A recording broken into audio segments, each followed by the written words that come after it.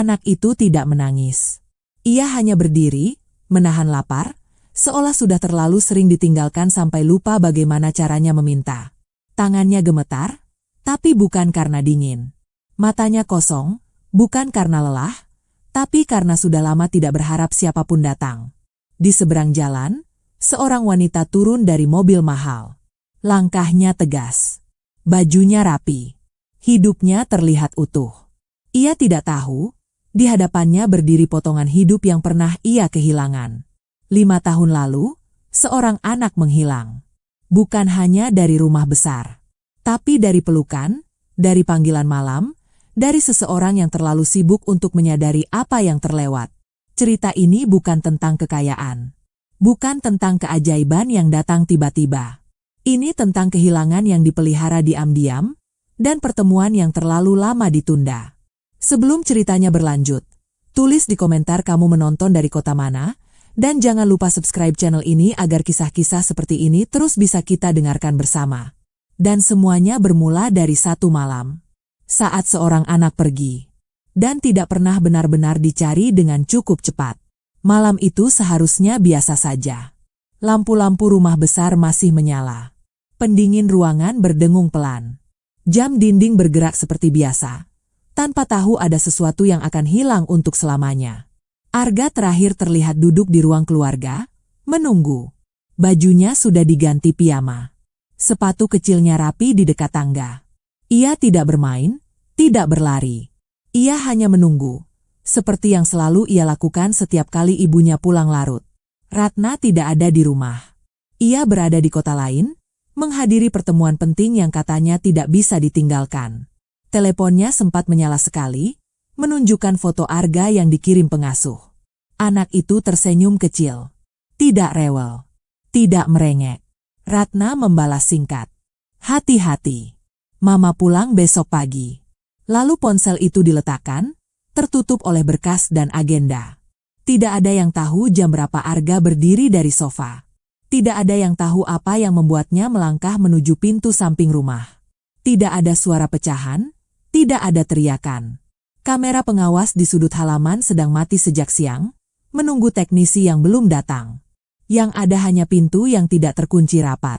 Dan malam yang terlalu mudah menelan anak kecil tanpa jejak.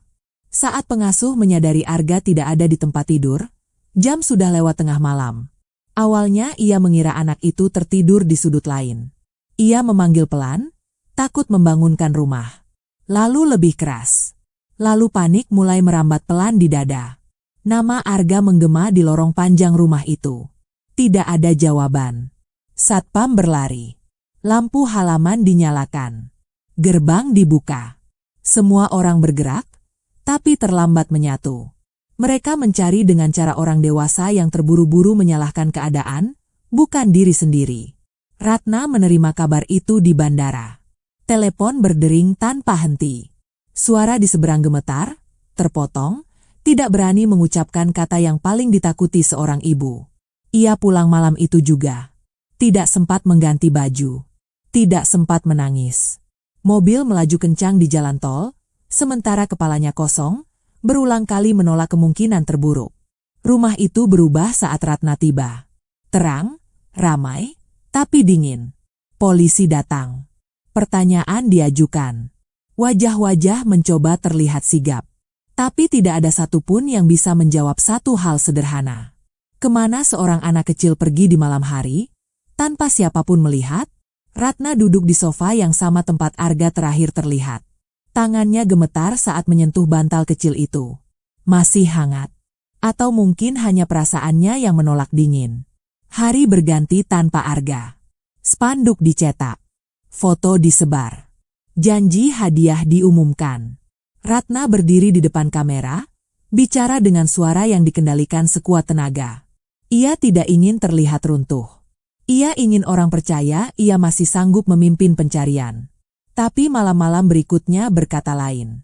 Ratna tidur di kamar Arga. Menghirup bau yang perlahan menghilang. Mendengar suara kecil dalam kepalanya yang terus bertanya, kenapa malam itu ia tidak ada? 1 minggu berlalu. 1 bulan. 1 tahun. Dan tanpa pernah ada pengumuman resmi, Tanpa kalimat perpisahan yang layak, dunia mulai bergerak seolah Arga adalah kisah yang sudah selesai. Ratna tidak pernah menyetujuinya. Ia hanya belajar menyimpan jeritan itu rapi di dalam dada.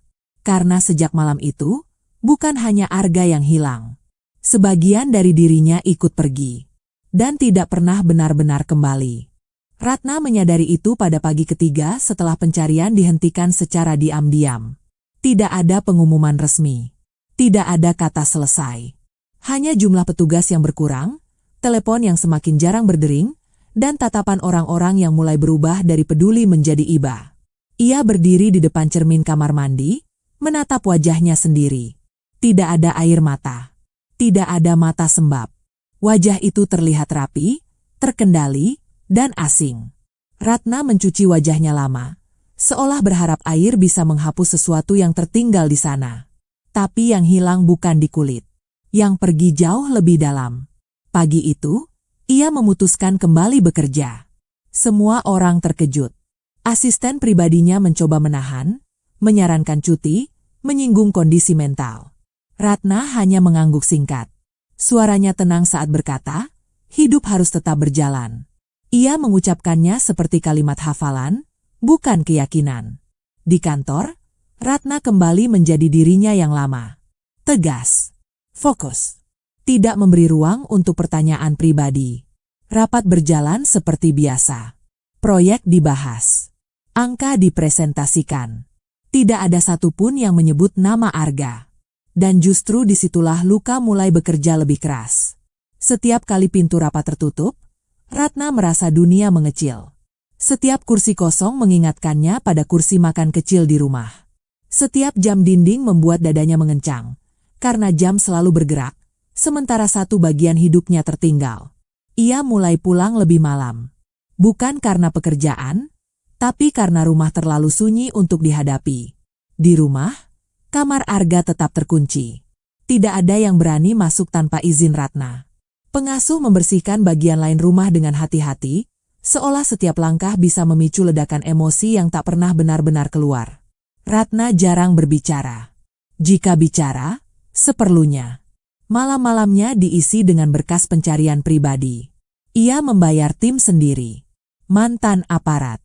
Detektif lepas. Orang-orang yang bekerja tanpa pertanyaan moral. Semua laporan dibaca Ratna sendiri. Setiap detail kecil dicatat. Setiap kesalahan masa lalu disorot ulang. Dan di tengah semua itu, ada satu nama yang selalu muncul sebagai penghubung. Firman. Firman adalah orang yang paling lama bekerja dengannya. Kepala keamanan rumah dan perusahaan. Orang yang malam itu bertugas. Orang yang pertama kali melapor. Suaranya waktu itu terdengar yakin, seolah semua sudah dilakukan semampunya. Ratna tidak pernah mencurigainya. Ia tidak punya tenaga untuk mencurigai siapapun. Firman selalu ada. Tenang. Siap. Tidak pernah banyak bicara. Ia mengatur ulang sistem keamanan, memperketat prosedur, dan menjadi perisai Ratna dari pertanyaan media yang semakin tidak ramah. 5 bulan setelah Arga hilang, media mulai berubah arah. Bukan lagi mencari anak, tapi mencari kesalahan ibu. Ratna membaca judul-judul itu tanpa ekspresi. Wanita karir yang lalai. Ibu sibuk yang kehilangan anak. Kekayaan tidak menjamin kasih sayang. Ia tidak membantah. Ia juga tidak membenarkan. Yang tidak diketahui siapapun adalah, setiap malam Ratna duduk sendirian di mobil, sebelum masuk rumah. Ia mematikan mesin, memegang setir terlalu lama, dan bernapas pendek. Disitulah ia menangis. Pelan. Cepat. Seperti mencuri waktu dari dirinya sendiri. Tidak ada isak. Tidak ada suara. Hanya dada yang sakit dan tangan yang gemetar. Karena Ratna tahu, jika ia mulai menangis di hadapan orang lain, ia mungkin tidak akan berhenti. Dan jika ia berhenti berfungsi, pencarian Arga akan benar-benar mati. Jadi ia memilih cara paling kejam untuk bertahan. Ia menjadi kuat dengan mematikan sebagian dirinya. Dan tanpa ia sadari, di sudut kota yang lain, seorang anak kecil sedang belajar cara bertahan dengan cara yang jauh lebih keras. Tanpa tahu bahwa ibunya masih hidup, masih mencari. Dan sedang perlahan berubah menjadi orang yang nyaris tidak ia kenali lagi. Tidak pernah tahu bahwa di sudut kota lain, seorang anak kecil sedang belajar hidup dengan cara yang terlalu cepat. Anak itu kini dipanggil Ari. Bukan nama yang ia ingat dari rumah. Bukan nama yang terasa miliknya. Tapi di jalan, nama adalah alat bertahan. Ia menerima apapun yang diberikan, selama bisa membuat orang berhenti bertanya. Malam pertama Ari tidur di luar, ia tidak benar-benar tidur. Tubuhnya meringkuk di bawah bangku halte, matanya terpejam setengah. Setiap suara membuatnya tersentak. Motor lewat terdengar seperti ancaman. Tawa orang dewasa terdengar seperti ejekan, meski belum tentu ditujukan padanya. Ia memeluk lututnya erat. Bukan karena dingin, tapi karena takut tubuhnya lupa rasanya dipeluk. Hari-hari berikutnya membentuk kebiasaan baru. Ari belajar jam mana lampu merah paling ramai. Ia belajar wajah-wajah yang mudah iba dan wajah-wajah yang sebaiknya dihindari. Ia belajar tersenyum kecil tanpa memaksa, menunduk sebelum diminta, dan mundur cepat jika ada petugas berseragam. Tidak ada yang mengajarinya. Kota itu sendiri yang memberi pelajaran, tanpa belas kasihan. Ari tidak pernah meminta banyak. Ia tidak berteriak, tidak menangis keras. Ia hanya berdiri, kadang duduk, menunggu sisa. Uang receh, roti, air mineral yang setengah botol. Semua diterima dengan terima kasih yang pelan. Beberapa orang memberinya senyum singkat. Lebih banyak yang berpaling. Saat hujan turun, Ari bersembunyi di bawah atap toko yang sudah tutup. Bajunya basah, menempel di kulit. Ia menggigil sambil mengingat sesuatu yang tidak utuh. Lampu hangat, handuk kering. Suara perempuan yang menyuruhnya mengganti baju sebelum masuk angin. Ingatannya tidak lengkap. Hanya potongan rasa aman yang datang tanpa wajah. Suatu sore, seorang anak yang lebih besar mendekatinya. Memberi isyarat tempat tidur yang lebih aman di kolong jembatan. Ari mengikutinya tanpa banyak bicara. Di sana, ia belajar aturan lain. Tentang wilayah. Tentang berbagi. Tentang kapan harus diam. Tidak semua orang di jalan jahat. Tapi tidak satu pun benar-benar melindungi. Ari melihat anak lain dipukul karena salah tempat. Ia melihat seorang perempuan diusir karena dianggap mengganggu. Ia melihat razia datang tiba-tiba, menyapu manusia seperti sampah yang harus dipindahkan, bukan ditolong. Setiap kali sirene terdengar, jantung Ari berdegup terlalu cepat. Ia berlari tanpa menoleh. Menyelinap ke gang sempit. Bersembunyi di balik tumpukan kardus. Nafasnya terengah, matanya perih, tapi ia bertahan. Karena jika tertangkap, ia tidak tahu kemana akan dibawa. Dan yang tidak diketahui terasa lebih menakutkan daripada lapar. Malam-malam Ari diisi dengan mimpi yang tidak selesai. Ia sering terbangun dengan satu kata di ujung lidahnya. Mama. Tapi kata itu tidak pernah keluar. Terlalu asing untuk diucapkan di tempat yang tidak mengenal kasih. Ia belajar menahan tangis dengan cara menggigit bibir. Belajar menahan rindu tanpa tahu rindu pada siapa. Di salah satu lampu merah, Ari berdiri terlalu lama. Ia menatap mobil-mobil yang berhenti, wajah-wajah di balik kaca. Ada satu mobil hitam yang membuatnya menoleh 2 kali. Bukan karena isinya, tapi karena rasa yang tiba-tiba muncul, tanpa sebab. Ia menggeleng kecil, menepis perasaan itu. Perasaan di jalan sering menipu. Ari tidak tahu bahwa dari balik kaca mobil itu, ada sepasang mata yang juga tidak tenang. Mata seorang perempuan yang selama bertahun-tahun mematikan sebagian dirinya demi bertahan. Mereka belum bertemu. Belum saling mengenal. Yang ada hanya kota yang terus berjalan. Dan seorang anak kecil yang setiap hari membuktikan satu hal sederhana. Bahwa untuk bertahan hidup, ia harus tumbuh lebih cepat dari seharusnya. Berarti belajar satu hal paling kejam sejak dini, bahwa nama pun bisa dilepas jika itu membuat hidup sedikit lebih aman. Ari tahu namanya bukan Ari. Ia hanya tidak ingat apa namanya yang dulu. Setiap kali seseorang bertanya, siapa namamu? Ada jeda kecil di dadanya. Bukan ragu, tapi kehampaan. Seperti membuka laci yang seharusnya berisi sesuatu, tapi sudah lama kosong. Maka ia memilih jawaban yang paling mudah. Ari. Pendek. Tidak memancing tanya. Tidak mengundang kenangan. Nama itu diberikan oleh anak yang lebih besar di kolong jembatan. Kamu jangan pakai nama asli, katanya waktu itu, sambil mengunyah roti basi. Nama asli bikin orang pengen tahu lebih jauh. Ari mengangguk. Ia tidak ingin ada yang ingin tahu. Sejak itu, Ari belajar hidup dengan identitas yang lentur. Kadang ia dipanggil Dek, kadang bocah, kadang tidak dipanggil sama sekali. Dan anehnya, semua terasa lebih aman daripada mengingat sesuatu yang belum siap ia terima. Suatu siang, seorang petugas mendekatinya di lampu merah. Seragam rapi, wajah lelah. Kamu namanya siapa? Tanyanya tanpa nada marah. Ari menelan ludah. Ari, jawabnya cepat. Orang tua? Ari menggeleng. Gerakan kecil, hampir tak terlihat. Petugas itu menatapnya lama, lalu menghela napas. Ia menuliskan sesuatu di buku kecil, lalu pergi. Tidak membawa Ari. Tidak juga memberi solusi. Hanya meninggalkan rasa lega yang bercampur takut. Sejak hari itu, Ari semakin jarang bicara. Ia belajar bahwa kata-kata bisa membuka pintu yang tidak ingin ia lewati. Malam di kolong jembatan terasa lebih padat dari biasanya. Beberapa anak baru datang. Wajah-wajah asing. Bau keringat dan hujan bercampur. Ari duduk di sudut, memeluk tas kain kecil berisi 2 kaos lusuh dan 1 botol air kosong. Di sana, ia melihat seorang anak menangis keras. Baru beberapa hari di jalan. Belum tahu cara menahan. Belum tahu cara menyembunyikan takut. Ari menoleh sebentar, lalu menunduk lagi. Bukan karena tidak peduli, tapi karena ia tahu, empati di tempat itu sering berujung masalah. Ia sudah belajar cukup banyak untuk tidak menjadi lemah di hadapan orang lain. Malam itu, Ari bermimpi lagi. Bukan wajah. Bukan suara jelas. Hanya aroma sabun yang bersih dan tangan yang mengusap rambutnya perlahan.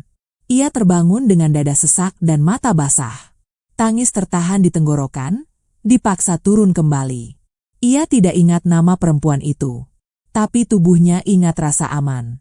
Keesokan harinya, Ari diajak ikut mengamen oleh anak yang lebih besar. Ia memegang kaleng kecil, berdiri di antara mobil. Suaranya pelan saat bernyanyi, hampir tidak terdengar di antara klakson dan mesin. Tapi ada satu mobil yang menurunkan kaca. Seorang perempuan di dalamnya menatapnya lebih lama dari yang lain. Tatapan itu tidak tajam, tidak juga iba. Seperti sedang mencari sesuatu yang hilang. Ari menunduk. Tatapan seperti itu membuat dadanya tidak nyaman. Mobil itu berjalan lagi. Tapi rasa itu tertinggal. Perasaan asing yang membuatnya gelisah sepanjang hari. Seolah ada bagian dari dirinya yang bereaksi tanpa izin. Malamnya, Ari duduk sendirian, menatap sungai hitam di bawah jembatan. Ia bertanya pada dirinya sendiri. Pelan, hampir tidak terdengar. Kalau aku bukan Ari, lalu siapa aku sebenarnya? Tidak ada jawaban. Hanya suara air dan kota yang tidak pernah berhenti. Dan tanpa ia tahu, pertanyaan kecil itu akan menjadi awal dari sesuatu yang jauh lebih besar. Sesuatu yang selama ini disembunyikan oleh waktu, kebohongan, dan orang-orang yang memilih diam. Karena nama yang bukan miliknya itu. Bukan sekadar pelindung. Ia juga kunci menuju kebenaran yang perlahan mendekat. Ari tidak tahu datang dalam bentuk apa, hanya tahu bahwa hari itu dadanya terasa lebih sempit dari biasanya. Lampu merah menyala lebih lama. Deru mesin berhenti bersamaan, menyisakan jeda yang aneh di tengah kebisingan kota. Ari berdiri di antara garis-garis putih aspal yang mulai pudar, kaleng kecil di tangannya hampir kosong. Ia tidak mengangkat suara. Hanya berdiri, menunduk, menunggu seperti biasa. Lalu ia merasakan tatapan. Bukan tatapan cepat yang penuh iba. Bukan juga tatapan dingin yang mengusir. Tatapan itu diam. Bertahan. Seolah tidak ingin melewatkan satu detail pun. Ari mengangkat kepala sedikit. Mobil hitam itu berhenti tepat di depannya. Di balik kaca, seorang perempuan duduk tegak dengan kedua tangan di setir. Bajunya rapi. Rambutnya disisir sempurna. Wajahnya tidak menunjukkan emosi berlebihan, tapi matanya tidak bisa berbohong. Ada sesuatu di sana. Ketegangan yang ditahan terlalu lama. Ratna tidak tahu kenapa kakinya terasa berat menekan pedal rem. Ia juga tidak tahu kenapa matanya tidak bisa berpaling dari anak di depannya. Anak itu kurus. Bajunya kebesaran. Rambutnya kusut oleh debu dan angin. Tapi cara ia berdiri, cara ia menahan bahu agar tidak terlalu merosot, cara ia menggenggam kaleng seolah itu satu-satunya pegangan, semuanya terasa akrab. Ratna menelan ludah. Ada denyut pelan di pelipisnya. Ari merasa tidak nyaman. Tatapan perempuan itu terlalu lama. Terlalu sunyi. Ia menunduk lagi, berharap lampu segera hijau. Kaleng di tangannya tidak ia sodorkan. Ia tidak ingin memancing apapun. Lampu tetap merah. Ratna membuka sedikit kaca jendela. Bukan untuk memberi uang. Bukan untuk bertanya. Hanya membuka, seolah butuh udara. Ari mendengar suara napas perempuan itu. Pendek. Ditahan. Ia mundur setengah langkah tanpa sadar. "Namamu siapa?" tanya Ratna akhirnya. Suaranya tidak keras. Tidak lembut berlebihan. Hanya, jujur. Ari membeku. Pertanyaan itu seperti mengetuk pintu yang sudah lama ia kunci rapat. "Ari," jawabnya cepat, hampir refleks. Ratna mengangguk pelan. Nama itu terasa asing di telinganya, tapi wajah anak itu tidak. Lampu hijau menyala. Klakson terdengar. Kota kembali bergerak. Ratna menutup kaca dan mobil melaju, meninggalkan Ari berdiri dengan perasaan yang belum pernah ia rasakan sebelumnya. Kosong, tapi juga penuh. Sepanjang hari itu, Ari tidak bisa melupakan wajah perempuan di mobil hitam. Bukan karena bajunya, bukan karena mobilnya, tapi karena tatapannya tidak menghakimi, tidak juga menyelamatkan. Seperti sedang melihat sesuatu yang hampir ia ingat, tapi belum berani ia sebut. Ratna pun tidak lebih tenang. Rapat siang itu berjalan kacau di kepalanya. Angka-angka tidak masuk. Presentasi terdengar jauh. Setiap kali matanya terpejam, wajah anak di lampu merah itu muncul. Ia membuka berkas lama sepulang kerja. Foto-foto pencarian yang sudah menguning. Wajah Arga kecil dengan senyum yang dulu ia hafal luar kepala. Ratna berhenti di satu foto.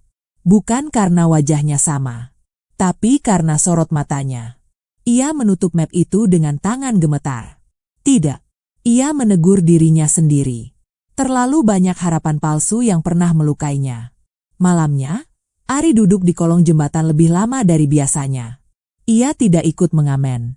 Tidak juga tidur. Ia menatap jalanan, menunggu sesuatu yang tidak ia mengerti. Tatapan itu terus kembali. Dan untuk pertama kalinya sejak lama, Ari merasa takut bukan pada razia, bukan pada lapar, tapi pada satu kemungkinan kecil yang belum berani ia sentuh. Bahwa mungkin, di antara jutaan wajah di kota ini, ada satu yang seharusnya tidak pernah terasa asing. Dan tanpa disadari keduanya. Lampu merah hari itu bukan sekadar jeda lalu lintas. Ia adalah titik pertama, di mana dua kehidupan yang terpisah mulai bergerak ke arah yang sama. Tanpa satupun dari mereka sadar bahwa ada seseorang yang sejak awal berdiri diam di tengah jalur itu. Firman membaca laporan harian dengan wajah datar. Nama Ratna muncul di layar ponselnya lebih sering sejak beberapa hari terakhir. Jadwal, lokasi rapat, rute pulang. Semua terlihat biasa. Terlalu biasa untuk seseorang yang sudah bertahun-tahun hidup dalam kewaspadaan. Ia menutup ponsel perlahan. Menarik napas. Lalu menghembuskannya dengan hati-hati. Firman adalah orang yang selalu terlihat siap. Rambutnya rapi. Bajunya bersih. Sikapnya tenang. Ia tidak pernah meninggikan suara, tidak pernah terburu-buru, tidak pernah terlihat panik. Bahkan pada malam ketika seorang anak hilang dari rumah yang seharusnya paling aman di kota itu. Semua orang mengingatnya sebagai orang pertama yang bergerak. Mengatur pencarian. Menghubungi aparat. Mengamankan rumah. Menenangkan Ratna dengan kalimat-kalimat pendek yang terdengar logis. Dan selama 5 tahun, tidak ada satupun yang meragukan perannya. Pagi itu, Firman berdiri di pos keamanan kantor Ratna, menyapa staf satu persatu. Senyumnya tipis. Sikapnya ramah. Tidak ada yang berubah. Tapi di dalam kepalanya, ada satu gambar yang berulang. Seorang anak di lampu merah. Baju lusuh. rambut kusut, dan sepasang mata yang terlalu familiar. Firman melihatnya 2 hari lalu, tanpa sengaja. Mobilnya berhenti agak jauh dari mobil Ratna. Ia tidak berniat memperhatikan. Tapi tubuhnya bereaksi lebih cepat dari pikirannya. Dadanya mengencang. Tangannya refleks mencengkeram setir. Anak itu berdiri di sana. Lebih tinggi. Lebih kurus. Tapi cara ia menunduk, cara ia berdiri setengah miring, cara ia menggenggam kaleng kecil itu. Firman mengenalnya. Bukan dari wajah, tapi dari gerakan. Sejak hari itu, Firman mulai gelisah dengan hal-hal kecil. Ia mengecek kamera kota lebih sering. Menghubungi beberapa kenalan lama. Bertanya dengan nada santai, seolah hanya ingin tahu situasi jalanan. Ia tidak menyebut nama. Ia tidak bertanya terlalu jauh. Karena pertanyaan yang terlalu spesifik selalu meninggalkan jejak. Ratna memanggilnya sore itu. Tidak dengan nada curiga. Tidak juga mendesak. Hanya meminta Firman menemaninya ke satu lokasi esok hari. Kegiatan sosial perusahaan. Penyaluran bantuan. Firman mengangguk. Tentu, Bu, jawabnya singkat. Malamnya, Firman duduk sendiri di mobil, mesin mati, parkir di tempat gelap. Ia menatap ke depan tanpa benar-benar melihat apapun. 5 tahun adalah waktu yang panjang untuk merasa aman. Dan terkadang, rasa aman adalah kesalahan paling mahal. Ia mengingat malam itu dengan jelas. Hujan rintik. Kamera mati. Pintu samping yang tidak terkunci. Semua terlalu mudah. Terlalu bersih. Waktu itu, ia meyakinkan dirinya bahwa semua dilakukan demi satu hal. Stabilitas. Ketertiban. Masa depan yang katanya lebih baik. Ia tidak mengira anak itu akan bertahan. Tidak mengira kota akan membiarkannya hidup. Sementara itu, di kolong jembatan, Ari sedang duduk dengan lutut tertekuk. Ia tidak tahu nama Firman. Tidak tahu apa perannya. Ia hanya merasa ada sesuatu yang berubah sejak pertemuan di lampu merah. Orang-orang di sekitarnya terasa lebih jauh. Suara kota terdengar lebih keras. Ia merasa sedang diperhatikan, meski tidak tahu oleh siapa. Ari memeluk tas kecilnya erat. Ia tidak tahu kenapa, tapi malam itu ia ingin sekali pulang ke tempat yang tidak pernah ia ingat dengan jelas. Di sisi lain kota, Ratna berdiri di depan jendela apartemennya. Lampu kota berkelip di kejauhan. Pikirannya masih tertahan di satu titik. Tatapan seorang anak. Dan rasa yang tidak mau pergi. Ia tidak tahu bahwa orang yang paling ia percayai sedang menimbang sesuatu yang jauh lebih berat daripada sekadar tugas keamanan. Karena saat 2 kehidupan mulai bergerak mendekat, akan selalu ada satu orang yang berdiri di antaranya. Dan Firman, dengan segala ketenangannya, adalah orang itu. Yang berdiri paling dekat dengan Ratna, dan justru paling jauh dari kebenaran yang selama ini ia percayai. Pagi itu, Ratna datang lebih awal ke kantor. Bukan karena rapat. Bukan karena jadwal. Ia hanya tidak bisa tidur. Ada rasa mengganjal yang tidak mau pergi sejak beberapa hari terakhir. Seperti ada sesuatu yang terus mengetuk dari dalam, meminta diperhatikan. Ia meminta arsip lama dibawa ke ruang kerjanya. Semua laporan pencarian tahun pertama. Cetak ulang. Lengkap. Tanpa ringkasan. Stafnya heran, tapi tidak bertanya. Ratna dikenal tidak suka dijelaskan ulang tentang keputusannya sendiri. Satu persatu map dibuka. Tanggal. Jam, nama petugas, lokasi pencarian. Semua terasa rapi, terlalu rapi. Seolah disusun bukan hanya untuk dibaca, tapi untuk diyakini. Ratna berhenti di satu laporan harian, tertanggal 3 hari setelah Arga hilang. Tidak ada yang istimewa pada judulnya. Tapi ada satu baris kecil yang membuat dadanya mengencang. Gang belakang terminal lama. Anak laki-laki terlihat menangis. Usia diperkirakan 7-8 tahun. Tidak ditemukan identitas. Tidak ditindaklanjuti. Ratna membaca baris itu berulang kali. Tangannya perlahan berhenti bergerak. Terminal lama itu ditutup 2 tahun lalu. Tempat yang jarang ia datangi. Tempat yang dulu dianggap tidak relevan dengan radius pencarian. Kenapa tidak ditindaklanjuti? Ia membuka laporan lanjutan hari berikutnya. Tidak ada rujukan. Tidak ada catatan tambahan.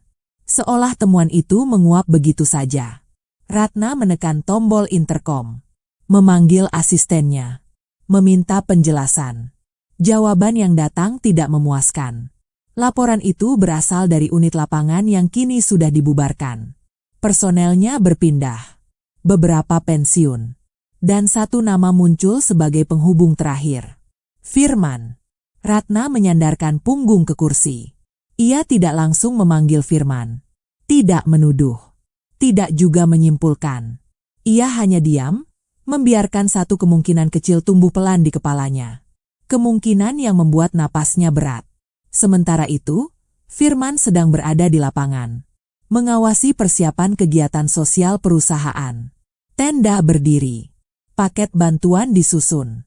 Wajahnya tetap tenang, tapi matanya tidak pernah diam. Ia melihat sekeliling terlalu sering.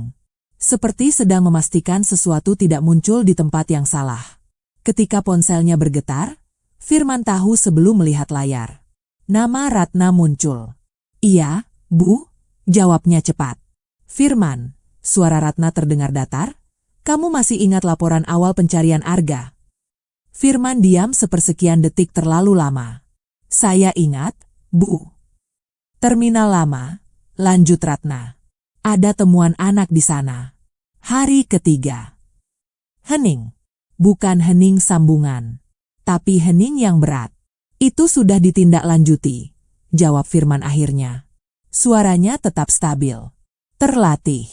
Tidak ada catatan lanjutannya, kata Ratna pelan. Firman menatap tenda putih di depannya. Angin menggerakkan kain tipis itu, membuat bayangan bergoyang. Mungkin terlewat dalam arsip, katanya. Mungkin. Kata itu jatuh di antara mereka, tipis tapi tajam. Ratna tidak menjawab. Ia menutup telepon lebih dulu. Tangannya dingin saat meletakkan ponsel. Ia tidak ingin percaya pada apa yang mulai terbentuk di kepalanya. Tapi laporan itu nyata. Baris itu tercetak. Tidak bisa disangkal. Di sisi lain kota, Ari sedang duduk di depan rumah singgah. Hari itu ada pendataan. Nama, usia, asal. Pertanyaan-pertanyaan yang membuat perutnya mengeras. Namamu siapa? Tanya petugas. Ari, jawabnya, seperti biasa.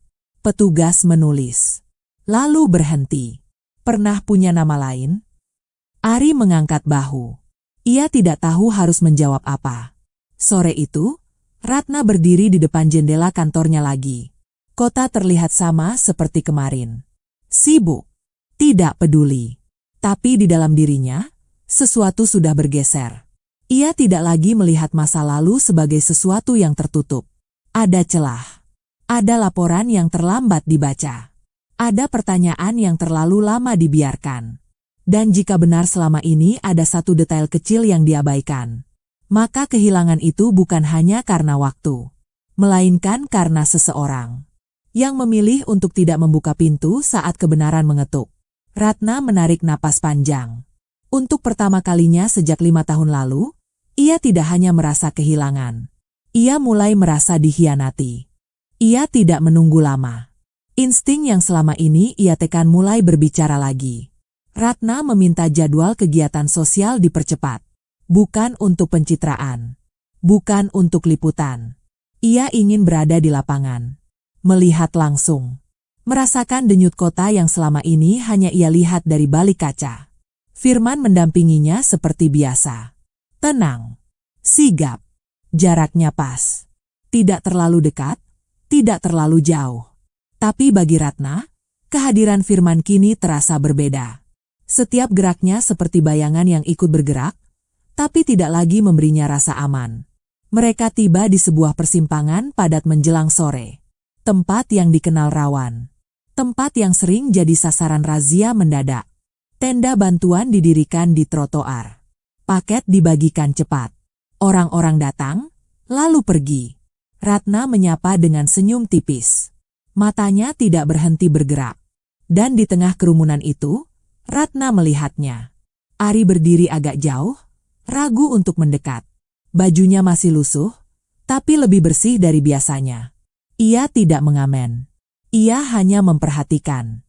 Seperti sedang menilai apakah tempat itu aman atau tidak. Jantung Ratna berdegup lebih cepat. Bukan karena yakin. Tapi karena rasa yang sama seperti di lampu merah itu kembali, lebih kuat. Ia melangkah satu langkah ke depan. Belum sempat bicara, suara sirene memecah udara. Razia. Petugas datang dari dua arah. Cepat. Tegas. Tanpa banyak bicara. Orang-orang panik. Ada yang lari. Ada yang membeku. Tenda bantuan berantakan. Paket jatuh berserakan. Ari bereaksi lebih cepat dari pikirannya. Ia berbalik untuk lari, tapi sebuah tangan besar menangkap lengannya. "Kesini!" Suara itu keras. Ari berontak refleks. Kaleng kecilnya jatuh. Bunyi logam itu terdengar nyaring di telinga Ratna. Terlalu nyaring. "Jangan!" Ratna berseru tanpa sadar. Semua bergerak terlalu cepat. Ari ditarik. Tubuh kecilnya terseret beberapa langkah. Wajahnya pucat. Matanya membesar, bukan karena marah, tapi karena takut yang lama. "Bu, ini prosedur," kata salah satu petugas, tanpa menoleh. Ratna mendekat. "Dia bersama saya," ucapnya, suaranya lebih tegas dari yang ia rencanakan. Firman berdiri di sampingnya. Wajahnya tetap tenang, tapi rahangnya mengeras. Ari berhenti meronta. Ia menoleh ke Ratna. Tatapan mereka bertemu. Dalam jarak sedekat itu, Ratna melihat sesuatu yang membuat napasnya tercekat. Bukan wajah Arga, tapi cara anak itu menahan tangis. Cara bibirnya bergetar tanpa suara. Seperti seseorang yang sudah terlalu sering belajar bahwa menangis tidak selalu menyelamatkan. "Namamu siapa?" tanya Ratna, pelan tapi jelas. Ari menelan ludah. "Ari," jawabnya, hampir berbisik. Petugas itu menghela napas. "Bu, kami harus bawa anak ini ke pendataan." Ratna mengangguk singkat. "Saya ikut." Firman menoleh cepat. "Bu." "Saya ikut," ulang Ratna, memotong. Tidak keras, tapi tidak bisa dibantah. Di dalam mobil pendataan, Ari duduk kaku. Tangannya di pangkuan. Punggungnya tegang. Setiap belokan membuatnya semakin kecil di kursi. Ratna duduk di depannya, menjaga jarak. Ia tidak menyentuh. Tidak ingin mengejutkan. "Apa kamu punya keluarga?" tanya Ratna akhirnya. Ari menggeleng. Atau mungkin ia hanya tidak tahu. "Pernah tinggal di rumah?" Ari diam terlalu lama. Firman menyaksikan dari kursi samping. Setiap detik terasa seperti hitungan mundur. Di kantor pendataan, formulir dibagikan. Nama, usia, ciri khusus. Ratna memperhatikan setiap jawaban Ari. Setiap jeda. Setiap kebingungan kecil. Semua terasa penting. Ketika petugas bertanya tentang kebiasaan, Ari tanpa sadar melakukan satu hal kecil. Ia mengusap ibu jarinya ke telunjuk. Berulang, pelan. Ratna membeku. Gerakan itu. Ia mengenalnya. Arga kecil selalu melakukan itu setiap kali gugup. Tidak pernah hilang. Tidak pernah berubah. Ratna menunduk, menahan napas. Ini belum bukti. Belum apa-apa. Ia memaksa dirinya tetap tenang. Di luar ruangan, Firman menerima satu panggilan singkat. Ia menjauh beberapa langkah. Suaranya rendah. Wajahnya tetap terkendali. Tapi untuk pertama kalinya, ketenangan itu retak. Karena razia hari itu seharusnya rutin. Biasa. Tidak berbahaya. Namun tangan yang menarik paksa seorang anak kecil sore itu telah menarik terlalu banyak benang sekaligus. Dan Ratna tahu. Ia sudah terlalu dekat untuk berpura-pura tidak melihat apapun lagi. Malam turun perlahan ketika mereka tiba di rumah singgah. Bangunannya sederhana, catnya pudar, bau sabun bercampur dengan aroma nasi yang baru matang. Tempat itu ramai oleh langkah-langkah kecil yang ragu, oleh suara anak-anak yang berusaha terdengar biasa meski tubuh mereka menyimpan terlalu banyak cerita. Ari turun dari mobil paling akhir. Ia menjejakkan kaki dengan hati-hati, seolah lantai itu bisa menghilang kapan saja. Tangannya menggenggam tas kain kecilnya lebih erat dari sebelumnya. Rumah singgah berarti aman, kata orang. Tapi baginya, Aman seringkali hanya berarti sementara. Ratna mengamati dari jarak yang ia pilih sendiri. Tidak terlalu dekat. Tidak ingin menjadi bayangan yang menekan. Ia menyapa pengelola dengan sopan, menanyakan prosedur dengan suara datar. Ia meminta satu hal kecil yang terdengar biasa, tapi berat bagi dirinya. "Boleh saya duduk di ruang tunggu saja?" katanya. "Saya ingin memastikan anak ini tenang." Firman berdiri di sampingnya. "Bu, ini bukan tempat yang..." "Saya tahu," Ratna memotong, lembut tapi tegas. "Saya hanya menunggu." Di dalam, Ari duduk di bangku panjang bersama beberapa anak lain.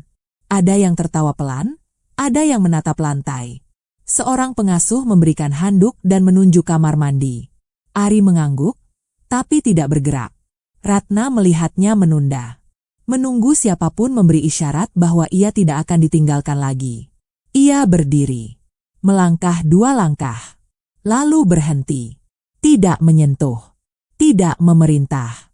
"Kamar mandinya di sana," kata Ratna, pelan, sambil menunjuk. "Kalau kamu mau." Ari menoleh. Tatapannya singkat, lalu ia bangkit dan berjalan pelan. Punggungnya tegang, bahunya naik sedikit, seperti siap menghadapi sesuatu yang tidak ia kenal. Di ruang tunggu, waktu berjalan lambat. Jam dinding berdetak terlalu keras. Firman memeriksa ponsel, lalu menaruhnya kembali. Ada kegelisahan yang tidak bisa ia sembunyikan sepenuhnya, meski wajahnya masih terkendali. Ratna membuka map kecil yang ia bawa. Bukan laporan resmi. Catatan pribadi. Ia menulis 1 baris, lalu berhenti. Tangannya bergetar. Ia menutup map itu lagi. Ari kembali dengan rambut basah dan kaos pinjaman yang kebesaran. Ia duduk, memeluk lutut. Pengasuh bertanya beberapa hal sederhana. "Makan, minum." Ari menjawab singkat. Tidak bohong. Tidak juga terbuka. Ketika ditanya apakah ia ingin menginap, Ari diam. Diam yang panjang. Diam yang berat. "Kalau tidak mau," kata pengasuh, "tidak apa-apa. Kamu bisa istirahat dulu." Ari mengangguk kecil. Ia tidak menolak. Ia juga tidak menerima. Seperti biasa, ia memilih berada di tengah. Ratna memperhatikan satu kebiasaan kecil lagi. Ari menyusun sendalnya rapi di bawah bangku, sejajar, menghadap keluar. Kebiasaan yang aneh untuk anak jalanan. Kebiasaan yang terlalu teratur. Ia mengingat sepatu kecil di gudang arsip. Dan dadanya mengencang. Malam semakin larut. Beberapa anak sudah tidur. Lampu diredupkan. Ratna berdiri, menyadari batas yang tidak boleh ia lewati. Ia menoleh pada Ari. "Saya akan pergi," katanya pelan. "Besok saya datang lagi." Ari menatapnya. Ada sesuatu yang bergerak di wajahnya, cepat, lalu ditahan. Ia mengangguk. "Namamu Ari," lanjut Ratna, memastikan, tanpa menekan. "Iya," jawab Ari. Kali ini lebih jelas. Ratna berbalik sebelum dadanya pecah. Firman mengikutinya keluar. Di halaman, udara terasa dingin. Ratna menarik napas panjang. "Firman," katanya, tanpa menoleh, "pastikan semua prosedur berjalan. Tidak ada yang dipercepat. Tidak ada yang ditahan." Firman menjawab cepat. "Baik, Bu." Namun ketika Ratna melangkah menuju mobil, Firman tertinggal setengah langkah. Ia menatap bangunan rumah singgah itu lebih lama dari yang perlu. Wajahnya menegang, lalu kembali datar. Di dalam, Ari berbaring di ranjang besi. Selimut tipis menutup tubuhnya. Suara napas anak lain mengisi ruangan. Ia memejamkan mata, tapi tidak tidur. Ia mengusap ibu jari ketelunjuk, berulang, pelan. Ia tidak tahu mengapa perempuan itu datang. Ia tidak tahu mengapa perempuan itu pergi dengan janji kembali. Yang ia tahu, rumah singgah ini terlalu bersih untuk jadi rumah. Dan terlalu sementara untuk disebut pulang. Dan di tempat-tempat seperti itu, harapan sering datang dengan suara pelan. Lalu pergi sebelum pagi. Ari menelan napas. Untuk pertama kalinya, ia takut bukan pada razia, bukan pada lapar. Ia takut pada kemungkinan bahwa besok janji itu benar-benar ditepati. Pagi datang tanpa perayaan. Rumah singgah bangun dengan rutinitasnya sendiri. Piring beradu pelan. Air mengalir. Langkah kecil beringsut dari ranjang besi. Ari duduk lebih dulu dari yang lain, menunggu. Ia selalu menunggu. Jika ia bergerak terlalu cepat, sesuatu bisa hilang. Jika terlalu lambat, ia bisa tertinggal. Ia mencuci wajah dengan air dingin. Menatap pantulan yang tidak ia kenali. Anak itu terlihat lebih kecil di cermin. Lebih tua di mata. Ia menyisir rambut dengan jari, merapikan kaos pinjaman, dan menyusun sendal seperti semalam. Sejajar. Menghadap keluar. Siap pergi jika diminta. Di luar, suara mobil berhenti. Ari membeku. Jantungnya berdetak terlalu keras untuk pagi yang seharusnya tenang. Ratna turun dari mobil dengan langkah yang ia ukur sendiri. Tidak terburu-buru. Tidak ragu. Seolah ia tahu persis berapa jarak aman antara harapan dan luka. Ia membawa satu tas kecil. Bukan hadiah. Bukan pakaian. Hanya tas biasa, seperti kunjungan yang tidak ingin menuntut apapun. Pengasuh menyapanya. Ratna mengangguk, tersenyum tipis. Lalu matanya menemukan Ari di ujung koridor. Anak itu berdiri kaku, setengah langkah di belakang pintu. Tidak mendekat. Tidak menjauh. Ari, panggil Ratna pelan. Nama itu terdengar berbeda pagi ini. Lebih berat. Lebih nyata. Ari melangkah satu langkah. Lalu berhenti. Ia menunggu. Ratna menunggu juga. Mereka duduk berhadapan di ruang makan kecil. Tidak ada pertanyaan besar. Tidak ada penjelasan panjang. Ratna menaruh tas di lantai, menautkan jari, dan menarik napas. Aku bilang kemarin aku akan datang. Katanya. Aku datang. Ari mengangguk. Itu saja. Tidak ada terima kasih. Tidak ada senyum. Kejujuran di jalan tidak dibungkus basa-basi. Ratna mengeluarkan 2 gelas susu kotak dari tasnya. Meletakkannya di meja. Mendorong satu ke arah Ari tanpa menyentuhnya. Anak itu menatap kotak itu lama, seolah benda kecil itu bisa meledak. Kalau tidak mau, kata Ratna, cepat. Tidak apa-apa. Ari membuka sedotan dengan hati-hati. Menyesap sedikit. Lalu sedikit lagi. Tangannya gemetar, tapi ia bertahan. Ratna memperhatikan gerakan itu. Gerakan kecil yang terlalu dikenalnya. Ia memalingkan wajah sesaat, menahan sesuatu yang berdenyut di belakang mata. Firman muncul di ambang pintu. Tepat waktu. Seperti biasa. Bu, katanya singkat. Ratna berdiri. Kita jalan sebentar, ujarnya pada Ari. Kalau kamu mau. Ari menatap pengasuh. Pengasuh mengangguk. Ia berdiri. Mengambil tas kain kecilnya. Menyampirkannya seperti perisai. Di mobil, jarak dijaga. Ratna duduk di depan. Ari di belakang. Firman menyetir. Jalanan melaju pelan. Tidak ada musik. Tidak ada percakapan yang dipaksa. Ratna memandang keluar jendela, tapi pikirannya mundur. Gudang arsip. Sepatu kecil. Laporan yang terlambat. Dan sekarang, gerakan ibu jari ketelunjuk yang terus muncul seperti denyut nadi. Mereka berhenti di sebuah taman kecil. Tidak ramai. Tidak sepi. Bangku kayu di bawah pohon tua. Ratna duduk lebih dulu, menyisakan jarak. Ari duduk di ujung bangku, siap berdiri kapan saja. Kamu suka tempat begini? Tanya Ratna. Ari mengangkat bahu. Tidak berisik, katanya pelan. Ratna mengangguk. Aku juga. Hening turun, tapi tidak canggung. Hening yang menguji siapa yang akan bicara lebih dulu. Ratna membiarkannya. Ia belajar bahwa luka lama tidak suka dikejar. Ari, katanya akhirnya. Kalau aku tanya sesuatu, kamu boleh tidak jawab. Ari menoleh. Mengangguk. Kalau kamu gugup, lanjut Ratna, suaranya tetap rata, kamu sering mengusap ibu jari ketelunjuk. Seperti ini. Ia mencontohkan, singkat. Gerakan itu memantul di udara. Ari menegang. Tangannya berhenti. Dari mana tahu? Tanyanya, hampir tak terdengar. Ratna menatap ke depan. Aku pernah kenal seseorang yang melakukan itu. Ari menelan ludah. Nama tidak disebut. Masa lalu tidak dipaksa. Di sisi lain bangku, Firman berdiri beberapa langkah menjauh, berpura-pura menelepon. Rahangnya mengeras. Ia tahu percakapan kecil itu berbahaya. Bukan karena tuduhan. Karena kesamaan. Ratna berdiri. Cukup untuk hari ini, katanya. Aku tidak ingin kamu capek. Mereka kembali ke mobil. Ari menatap taman yang ditinggalkan. Ratna menatap jalan yang sama.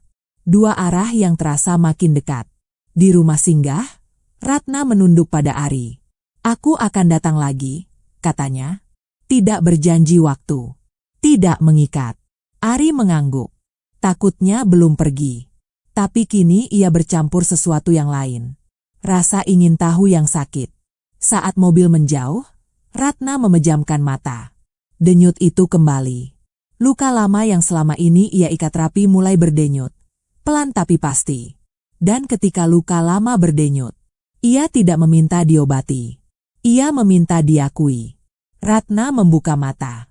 Ia tahu, mulai hari ini, ia tidak lagi berjalan di tepi kemungkinan. Ia sudah melangkah masuk. Dan tidak ada lagi ruang untuk mundur tanpa kehilangan dirinya sendiri. Ratna tidak pulang ke rumah hari itu. Ia meminta sopir mengarah ke gedung lama perusahaan, bangunan arsip yang jarang dikunjungi sejak sistem digital mengambil alih. Gudang itu berdiri seperti kotak ingatan yang sengaja dibiarkan tertutup. Tidak ramai. Tidak bersih. Tapi jujur dengan debu dan sunyinya. Firman ikut? Tentu saja. Ia selalu ikut. Mobil berhenti. Pintu besi dibuka. Bau kertas tua dan logam menyambut mereka. Lampu menyala bertahap, menciptakan lorong cahaya yang tidak ramah. Ratna melangkah lebih dulu. Tumit sepatunya berbunyi pendek, tegas, seperti hitungan waktu yang mengejar. Apa yang ibu cari? Tanya Firman, suaranya netral. Yang seharusnya sudah lama ditemukan, jawab Ratna tanpa menoleh. Mereka menyusuri rak-rak tinggi. Kardus bertanggal. Label pudar. Laporan-laporan yang pernah dianggap selesai. Ratna membuka satu map, lalu yang lain. Tangannya cekatan, tapi napasnya tidak. Setiap lembar kertas adalah kemungkinan. Setiap jeda adalah penolakan. Firman berdiri beberapa langkah di belakang. Jarak yang aman. Jarak yang dipilih. Ratna berhenti di satu sudut. Rak besi dengan label tahun pertama pencarian. Ia berjongkok, menarik satu kardus kecil yang tampak tak penting. Tidak ada cap besar. Hanya tulisan tangan yang nyaris hilang. Barang temuan. Ratna membukanya. Di dalam, ada beberapa benda yang dibungkus plastik tipis. Kancing, topi kain, dan sepasang sepatu kecil. Biru tua.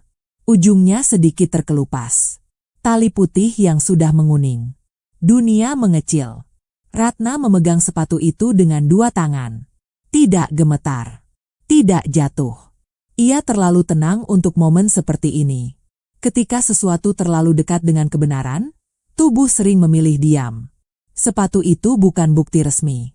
Tidak ada nama. Tidak ada tanggal yang jelas. Tapi Ratna mengenalnya. Ia ingat hari membeli sepatu itu. Arga mencoba berjalan cepat di toko, hampir terjatuh. Ia tertawa, menoleh, mencari mata ibunya. Ratna mengangguk dari kejauhan, menyuruhnya pelan-pelan. Sepatu itu pulang bersamaan dengan janji kecil yang tidak pernah ditepati. Firman menatap dari belakang. Wajahnya berubah sepersekian detik, lalu kembali tenang. Itu, dari mana? Tanya Ratna, akhirnya. Suaranya rendah, terukur. Firman mendekat setengah langkah. Temuan lapangan, Bu. Waktu itu. Kenapa tidak ada laporan lanjutannya? Firman menghela napas pendek. Banyak barang masuk, Bu. Tidak semuanya relevan. Ratna mengangguk pelan. Ia memasukkan sepatu itu kembali ke plastik. Mengangkat map di bawahnya. Ada catatan singkat. Tertulis tangan. Bukan milik Ratna. Ditemukan dekat terminal lama. Anak tidak ditemukan. Ratna menutup map itu perlahan. Terminal lama. Lagi. Ia berdiri. Menatap Firman. Tatapan yang tidak marah, tidak menuduh, hanya ingin tahu. Kamu ingat anak yang dilaporkan hari ketiga? Tanyanya. Firman menjawab cepat. Banyak laporan, Bu. Yang di terminal lama. Hening jatuh. Berat. Firman memilih berdiri tegak. Sudah dicek. Ratna mengangguk lagi. Kapan? Firman tidak langsung menjawab. Ia menimbang kata seperti menimbang beban. Waktu itu situasi tidak kondusif. Ratna tersenyum tipis. Senyum yang tidak menghangatkan. Untuk siapa? Firman menelan ludah. Untuk semua. Ratna memutar badan.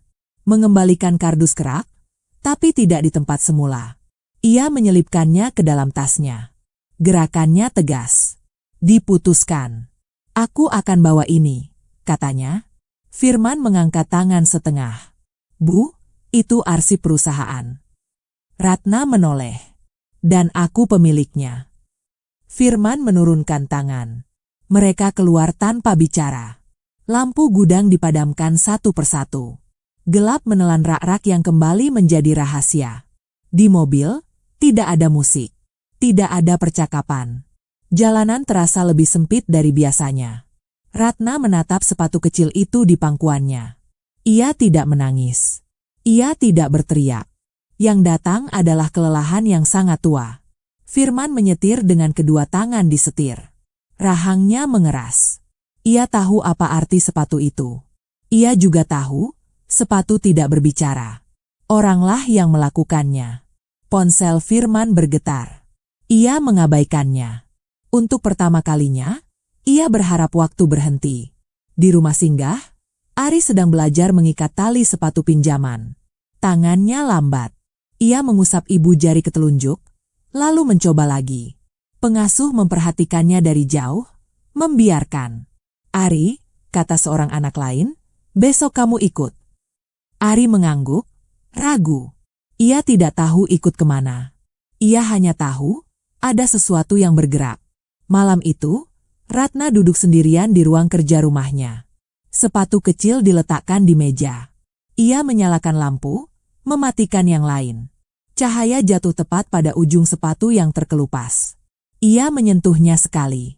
Lalu menarik tangan, seolah benda itu panas. Kalau ini kamu, katanya pelan, pada udara. Aku minta maaf. Di luar, hujan turun tanpa suara. Dan di antara tetesnya, kebenaran tidak lagi berjalan pelan. Ia mulai berlari. Dan kebohongan yang terlalu lama dijaga akhirnya dipaksa berlari bersamanya. Ratna bergerak cepat, tapi tidak gegabah. Ia tidak membawa sepatu kecil itu ke polisi. Tidak juga ke media. Ia menyimpannya di tas kerja, di antara dokumen yang hanya ia percayakan pada dirinya sendiri.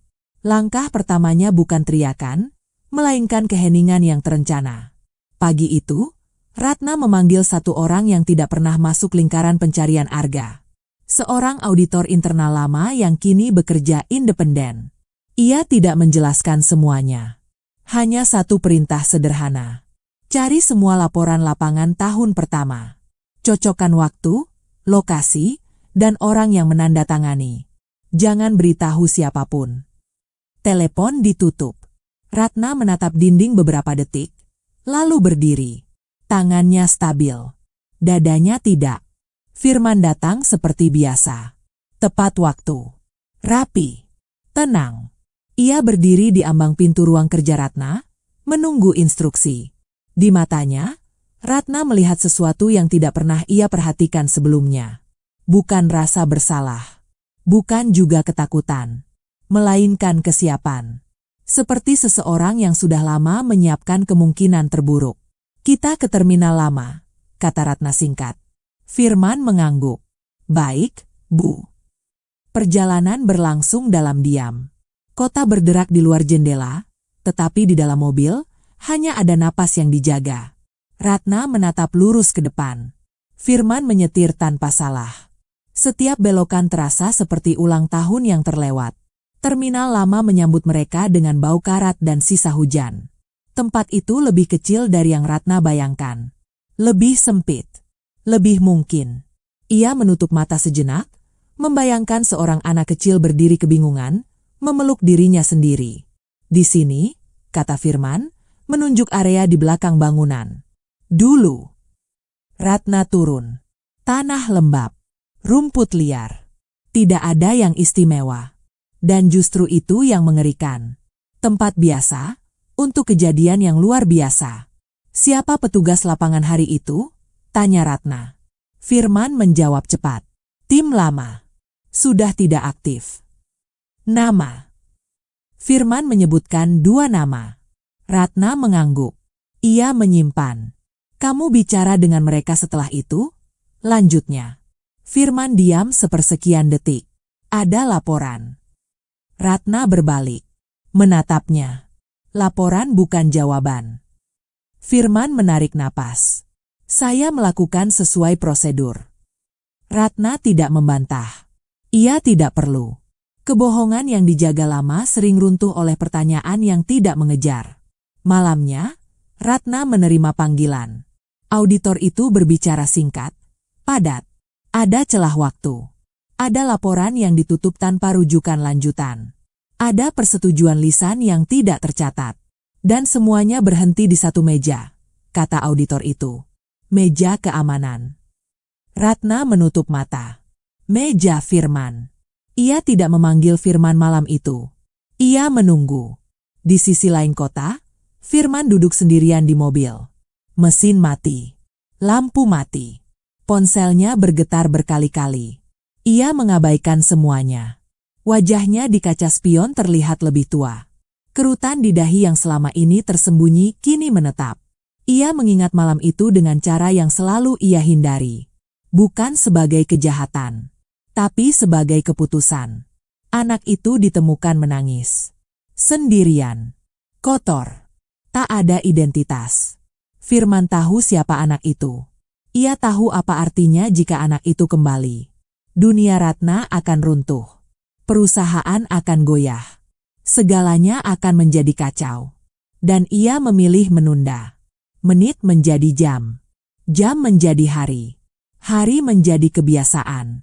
Ia meyakinkan dirinya bahwa sistem akan menangani sisanya. Bahwa anak itu akan masuk panti. Bahwa hidup akan menemukan jalannya sendiri. Kebohongan yang dijaga bertahun-tahun selalu dimulai dari alasan yang terdengar masuk akal. Keesokan paginya, Ratna memanggil Firman ke ruangannya. Tidak ada saksi. Tidak ada perekam. Ia meletakkan sepatu kecil di meja. Diam. Firman menatapnya lama. Untuk pertama kalinya, ia tidak menyembunyikan apapun. Kamu tahu, kata Ratna pelan. Firman mengangguk. Iya, Bu. Sejak kapan? Hari ketiga. Ratna menahan napas. Kenapa? Firman tidak berdalih. Saya pikir, kalau ibu tahu, ibu akan hancur. Dan kalau ibu hancur, banyak orang ikut hancur. Ratna tersenyum tipis. Senyum yang pecah di tengah. Kamu memutuskan siapa yang boleh hancur. Firman menunduk. Saya salah.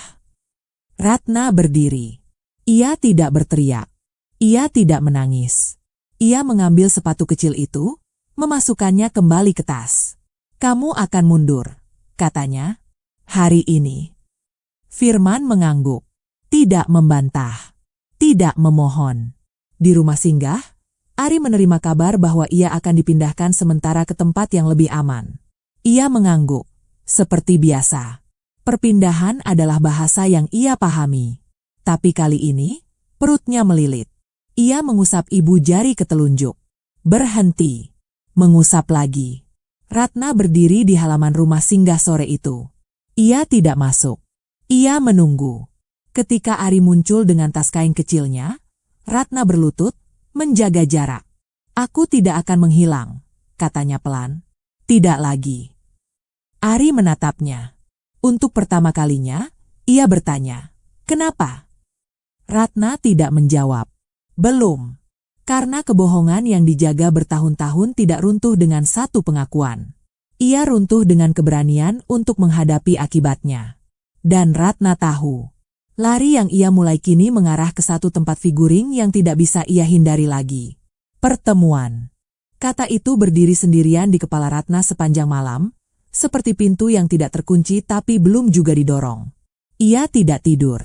Ia duduk di ruang kerja dengan lampu temaram, menatap dinding kosong sambil memegang secari kertas kecil berisi jadwal yang ia susun sendiri. Tidak resmi. Tidak tercatat. Pertemuan harus terjadi tanpa sorotan, tanpa saksi yang tidak perlu. Pagi datang dengan udara yang lebih berat dari biasanya. Ratna mengenakan pakaian sederhana, warna netral, tanpa perhiasan. Ia tidak ingin menjadi siapa-siapa hari ini. Bukan pemilik perusahaan. Bukan perempuan yang namanya dikenal. Ia hanya ingin hadir sebagai seseorang yang menepati janji. Di tempat sementara yang baru, Ari duduk di tepi ranjangnya. Tas kain kecil sudah siap. Ia belum diminta berangkat, tapi ia menyiapkan diri. Kebiasaan lama. Bersiap sebelum disuruh. Jika ia terlalu santai, sesuatu bisa diambil darinya. Pengasuh mengetuk pelan. Ada yang mau bertemu, katanya. Ari mengangguk. Tidak bertanya siapa. Di ruang kecil yang disiapkan khusus, Ratna menunggu sambil berdiri. Tangannya saling bertaut, lalu dilepas. Di meja, tidak ada apa-apa. Tidak minum. Tidak berkas. Ia ingin ruang itu kosong dari gangguan. Pintu dibuka. Ari masuk dengan langkah ragu. Ia berhenti 2 langkah dari ambang, menatap Ratna seolah sedang mengukur jarak aman. Ratna tidak mendekat. Ia menunggu. Membiarkan Ari memilih. Ari melangkah 1 langkah. Berhenti. Ratna merasakan dadanya mengencang, tapi ia menahannya. Ia mengingat semua malam ketika Arga kecil berdiri di pintu kamar, ragu meminta ditemani tidur. Ia selalu menunggu Arga melangkah dulu. Selalu. Terima kasih sudah datang, kata Ratna, pelan. Ari mengangguk. Katanya, kamu mau bicara, ujarnya. Iya, jawab Ratna. Kalau kamu mau. Ari menatap kursi di dekat dinding. Duduk. Ia menyusun sendalnya rapi di bawah kursi. Sejajar, menghadap keluar. Gerakan itu terjadi tanpa pikir. Alami. Refleks. Ratna menelan napas. Ia duduk berhadapan, menjaga jarak yang sama. Tidak lama, katanya. Dan kamu boleh berhenti kapan saja. Ari mengangguk lagi. Ia mengusap ibu jari ke telunjuk. Sekali. 2 kali. Berhenti. Mengusap lagi. Ratna melihatnya. Tidak menyebutnya. Tidak menunjuk. Ia menunggu momen yang tepat. Seperti menunggu air menemukan jalannya sendiri. Ari, katanya kemudian, kamu pernah ingat hal-hal kecil dari dulu? Ari mengangkat bahu. Kadang. Seperti apa?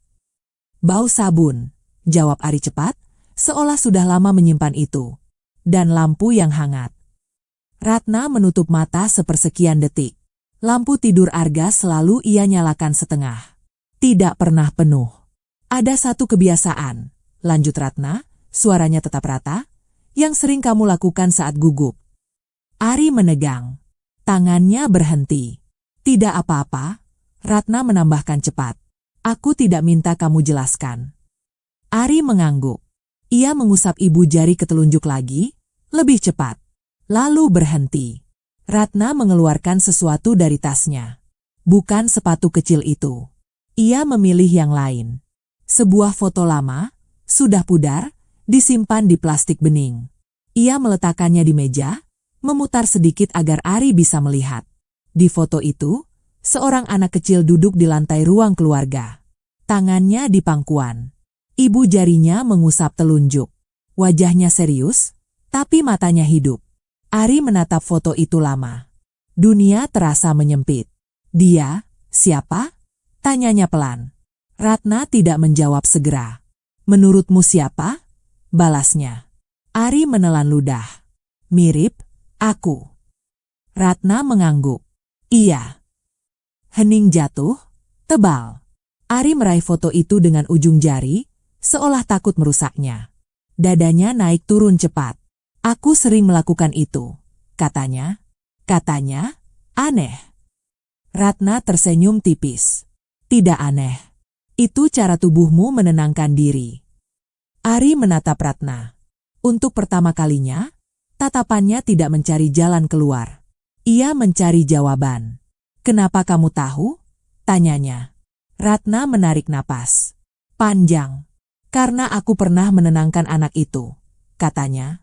"Berkali-kali." Ari membeku. Tangannya gemetar.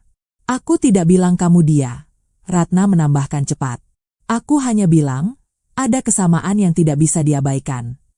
Ari mengusap ibu jari ketelunjuk, lalu menekan jarinya kuat-kuat, seolah ingin menghentikan gerakan itu.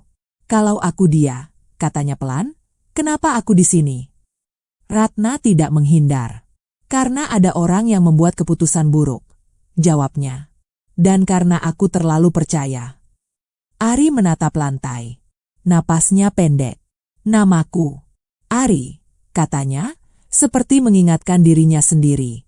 Ratna mengangguk. "Nama itu aman. Kamu boleh memakainya." Ari mengangkat kepala. "Kalau aku punya nama lain?" Ratna menelan napas.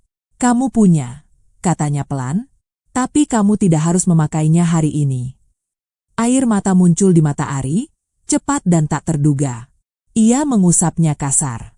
"Aku tidak suka nangis," katanya. Ratna tersenyum kecil. "Aku juga dulu begitu." Hening kembali. Kali ini tidak menekan. Ari meletakkan foto itu kembali ke meja. "Aku capek," katanya jujur. Ratna berdiri. "Kita berhenti," ujarnya. "Terima kasih sudah datang." Ari berdiri juga. Ia meraih tas kain kecilnya. Lalu berhenti di pintu. "Kamu akan datang lagi?" tanyanya, tanpa menoleh. Ratna mengangguk. "Aku akan ada." Ari keluar. Pintu menutup pelan. Ratna duduk kembali. Tangannya gemetar sekarang. Ia membiarkannya. Untuk pertama kalinya, ia tidak mengikat apapun. Di kepalanya, kebiasaan kecil itu berputar, bukan sebagai bukti yang memaksa, tapi sebagai pengakuan yang lembut. Di luar, Ari berdiri beberapa detik. Ia mengusap ibu jari ketelunjuk. Berhenti. Mengusap lagi. Ada sesuatu yang berubah. Bukan jawaban. Bukan kepastian. Tapi izin kecil untuk percaya bahwa tubuhnya tidak berbohong. Dan Ratna tahu. Kebiasaan kecil yang tidak pernah berubah itu telah membuka pintu yang paling sulit. Nama. Kata itu tidak langsung diucapkan. Ia menggantung di udara selama beberapa hari. Seperti napas yang ditahan terlalu lama karena takut akan mengubah segalanya. Ratna memilih menunggu. Bukan karena ragu, tapi karena ia tahu, ada kebenaran yang jika diucapkan terlalu cepat akan terdengar seperti paksaan. Dan ia tidak ingin nama itu menjadi beban baru bagi seorang anak yang sudah terlalu lama memikul hidup sendirian. Ari juga menunggu, dengan caranya sendiri. Ia jadi lebih pendiam. Lebih sering menyendiri. Kadang menatap tangannya sendiri, seolah mencari sesuatu yang tertulis di sana. Kebiasaan mengusap ibu jari ketelunjuk ini muncul lebih sering, lalu berhenti mendadak, seperti ditarik kembali oleh rasa takut. Di tempat tinggal sementaranya, ia mulai bertanya pada pengasuh tentang hal-hal kecil. Tentang tanggal. Tentang usia. Tentang apakah orang bisa lupa rumah lalu mengingatnya kembali. Pengasuh menjawab seperlunya. Tidak mengarahkan. Tidak menebak. Hari itu datang tanpa tanda khusus. Ratna menjemput Ari seperti biasa. Tidak membawa foto. Tidak membawa sepatu kecil. Ia hanya membawa dirinya sendiri, dengan wajah yang terlihat lebih lelah dari sebelumnya. Mereka berjalan ke taman yang sama. Bangku yang sama. Pohon yang sama. Seolah waktu ingin mengulang, tapi dengan tekanan yang lebih berat. Ari duduk. Menyusun sendal. Ratna duduk. Menjaga jarak. "Ari," kata Ratna setelah beberapa menit hening, "kamu boleh marah setelah ini." Ari menoleh. "Kenapa harus marah?" "Karena tidak semua orang layak dimaafkan," jawab Ratna jujur. Ari mengusap ibu jari ketelunjuk. "Berhenti. Ada satu hal," lanjut Ratna, suaranya lebih rendah dari biasanya, "yang selama ini aku tahan. Bukan karena aku ragu, tapi karena aku ingin kamu siap." Ari menelan ludah. "Kalau aku tidak siap?" "Kita berhenti," kata Ratna. "Seperti sebelumnya." Ari mengangguk. Ia menatap pohon di depan mereka. Daunnya bergerak pelan tertiup angin. Sesuatu di dadanya bergerak mengikuti.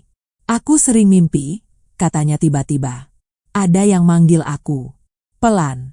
Tapi aku tidak tahu namanya siapa. Ratna menutup mata. Itu cukup. Ia membuka tasnya, bukan untuk mengeluarkan apapun, hanya untuk menenangkan tangan. Lalu ia menatap Ari, benar-benar menatap, tanpa bayangan jabatan, tanpa dinding pelindung.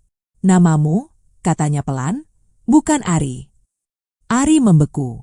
Tubuhnya tidak bergerak, tapi matanya berubah. Seperti pintu yang retaknya makin jelas. Kamu tidak harus pakai namanya. Ratna cepat menambahkan. Kamu tidak harus mengingat apapun hari ini. Apa namanya? Potong Ari. Suaranya serak. Ratna menarik napas. Ia mengucapkannya seperti doa yang takut salah dengar. Arga. Hanya itu. Tidak ada tambahan. Tidak ada penjelasan. Nama itu jatuh di antara mereka, kecil, tapi berat. Ari mengulanginya dalam hati. Arga. Ada getaran aneh di dadanya. Seperti bunyi yang pernah ia dengar lama sekali, lalu hilang. Kalau itu namaku, katanya pelan, kenapa aku tidak ingat? Ratna tidak menghindar. Karena tubuhmu memilih melindungimu, jawabnya. Dan karena aku tidak ada saat kamu paling membutuhkanku. Ari mengusap ibu jari ketelunjuk, cepat, lalu menekan jarinya erat-erat hingga memutih. Kalau aku Arga, katanya, suaranya bergetar, kamu siapa? Ratna menahan napas yang hampir pecah. Aku ibumu, katanya. Pelan, tidak mendesak. Tapi kamu tidak harus memanggilku apapun. Hening turun, paling berat dari semua hening sebelumnya. Ari berdiri mendadak. Bangku bergeser sedikit. Ia berjalan beberapa langkah menjauh, lalu berhenti. Punggungnya naik turun cepat. Tangannya mengepal, lalu terbuka. Aku tidak ingat kamu, katanya, tanpa menoleh. Aku ingat dingin. Aku ingat lapar. Aku ingat takut. Ratna berdiri, tapi tidak mendekat. Aku tahu, katanya. Dan kamu berhak membenciku. Ari berbalik. Matanya merah, tapi tidak menangis. Kalau aku Arga, katanya, hampir berbisik, kenapa aku sendirian selama ini? Ratna mengangguk, menerima pukulan itu sepenuhnya. Karena aku percaya pada orang yang salah, jawabnya. Dan karena aku terlalu sibuk menjadi kuat, sampai lupa menjadi ibu. Ari menutup mata. Nama itu berputar lagi di kepalanya. Arga. Bukan sebagai jawaban, tapi sebagai gema. Ia duduk kembali, lelah. Aku tidak mau pulang hari ini, katanya jujur. Ratna mengangguk. Tidak apa-apa. Aku juga tidak mau dipanggil Arga, lanjutnya. Tidak apa-apa, ulang Ratna. Ari mengusap ibu jari ketelunjuk. Kali ini lebih pelan. Tapi, jangan bilang aku bohong kalau suatu hari aku mau mencoba. Ratna tersenyum kecil, matanya basah. Aku tidak akan pernah bilang kamu bohong. Mereka duduk dalam diam yang baru. Tidak ringan. Tidak juga menghancurkan. Nama itu sudah terucap. Pelan. Dan meski belum dipeluk, ia sudah diakui. Ratna tahu, ini bukan akhir. Ini bukan pulang. Ini adalah langkah paling rapuh dan paling berani. Saat seorang anak mengizinkan namanya sendiri berdiri di hadapannya. Tanpa harus langsung ia miliki. Dan untuk pertama kalinya, nama itu tidak lagi sendirian. Tetapi juga belum sepenuhnya menjadi miliknya. Hari-hari setelah itu berjalan pelan, seolah waktu sendiri berhati-hati agar tidak melukai siapapun. Tidak ada pengumuman. Tidak ada perayaan. Tidak ada foto bersama. Dunia di luar terus bergerak seperti biasa. Sementara dua manusia yang pernah terpisah 5 tahun belajar berdiri di titik yang sama tanpa saling menarik. Ari tetap dipanggil Ari. Ratna menepati janjinya. Ia datang rutin, tidak setiap hari, tidak juga jarang. Datang dengan cara yang bisa ditebak, lalu pergi tanpa drama. Kadang mereka hanya duduk. Kadang berjalan sebentar. Kadang bicara tentang hal-hal kecil yang tidak penting, tapi terasa aman. Tentang cuaca. tentang makanan yang disukai, tentang suara kota di malam hari. Ratna tidak pernah meminta dipanggil apapun. Ia tidak menyentuh tanpa izin, tidak memeluk, tidak mengklaim. Dan justru disitulah perubahan kecil mulai tumbuh. Ari berhenti menyiapkan tasnya terlalu pagi. Ia tidak lagi selalu duduk dekat pintu. Sendalnya masih rapi, tapi tidak lagi menghadap keluar. Suatu sore, hujan turun tiba-tiba. Mereka terjebak di bawah atap halte kecil. Air membasahi aspal, memantulkan cahaya lampu jalan. Ratna berdiri di satu sisi, Ari di sisi lain. Jarak yang dulu terasa perlu, kini terasa terlalu lebar. Ari menggeser kakinya sedikit lebih dekat. Tidak banyak, hanya cukup untuk berbagi kering. Ratna tidak bergerak. Ia membiarkan Ari memilih lagi. Aku tidak ingat rumah, kata Ari tiba-tiba, menatap hujan. Ratna mengangguk. Tidak apa-apa. Tapi kadang, lanjut Ari, suaranya pelan, aku capek pura-pura tidak ingin tahu. Ratna menelan napas. Kamu boleh ingin tahu. Ari mengusap ibu jari ketelunjuk. Berhenti. Kalau suatu hari aku mau lihat, katanya, rumah itu masih ada. Ratna menatap ke depan. Masih. Tidak berubah. Berubah, jawab Ratna jujur. Seperti kita. Hening turun. Kali ini hangat. Di kejauhan, Firman menyerahkan surat pengunduran diri terakhirnya. Ia pergi tanpa sorotan, tanpa pembelaan. Keputusan-keputusan lama akhirnya menemukan akibatnya. Tidak keras, tidak meledak, tapi pasti. Ratna tidak mengejar hukuman. Ia mengejar kehadiran. Beberapa minggu kemudian, di sebuah pagi yang biasa, Ari berdiri di depan rumah besar itu. Gerbang terbuka. Halaman luas. Tidak ada karpet merah. Tidak ada sambutan. Hanya Ratna yang berdiri di teras, tanpa sepatu, seperti menunggu seseorang pulang, bukan datang. Aku cuma lihat, kata Ari cepat. Habis itu aku pergi. Ratna mengangguk. Aku temani. Mereka masuk. Langkah Ari pelan, ragu. Dinding terasa tinggi. Langit-langit terlalu sunyi. Tapi ada satu sudut yang membuatnya berhenti. Rak sepatu kecil di dekat tangga. Kosong. Ratna berdiri di belakangnya. Aku tidak mengisinya, katanya. Aku tunggu. Ari menoleh. Matanya panas, tapi ia tidak menangis. Ia mengangguk kecil, seolah memahami sesuatu yang tidak perlu dijelaskan. Di kamar lama yang pintunya terbuka, Ari berdiri lama. Ia menghirup udara. Tidak ada ingatan yang jatuh tiba-tiba. Tidak ada kilatan masa lalu. Yang ada hanya rasa asing yang tidak menolak. Aku tidak mau tidur di sini, katanya. Ratna mengangguk. Tidak hari ini. Ari berjalan keluar, lalu berhenti di ambang pintu. Kamu tidak marah? Ratna menggeleng. Aku belajar. Sore itu, saat matahari turun, Ari duduk di tangga depan. Ratna duduk satu anak tangga di bawahnya. Tidak sejajar. Tidak juga jauh. Kalau aku tetap jadi Ari, kata Ari, hampir santai, itu tidak masalah, kan? Ratna tersenyum kecil. Tidak pernah. Kalau suatu hari aku mau pakai nama itu, lanjut Ari, ragu, aku bilang sendiri. Ratna mengangguk. Aku tunggu. Ari mengusap ibu jari ketelunjuk. Kali ini satu kali saja. Lalu berhenti. Ia menatap langit yang berubah warna. Besok aku pulang ke tempatku dulu, katanya. Ratna mengangguk. Aku antar. Ari tersenyum tipis. Bukan senyum bahagia. Senyum lega. Malam itu, Ratna menutup pintu rumah besar dengan pelan. Tidak lagi terdengar seperti rumah kosong. Di suatu tempat di kota, seorang anak tidur tanpa mimpi buruk. Tidak karena semuanya sudah selesai, tapi karena untuk pertama kalinya, ia tahu kemana harus kembali jika ingin. Pulang itu ternyata bukan alamat. Bukan juga nama. Pulang adalah seseorang yang tidak pergi saat kamu belum siap. Seseorang yang menunggu, tanpa menarik. Dan di antara Ratna dan Ari, pulang akhirnya menemukan bentuknya yang paling jujur. Tidak sempurna. Tidak sama seperti dulu, tapi nyata.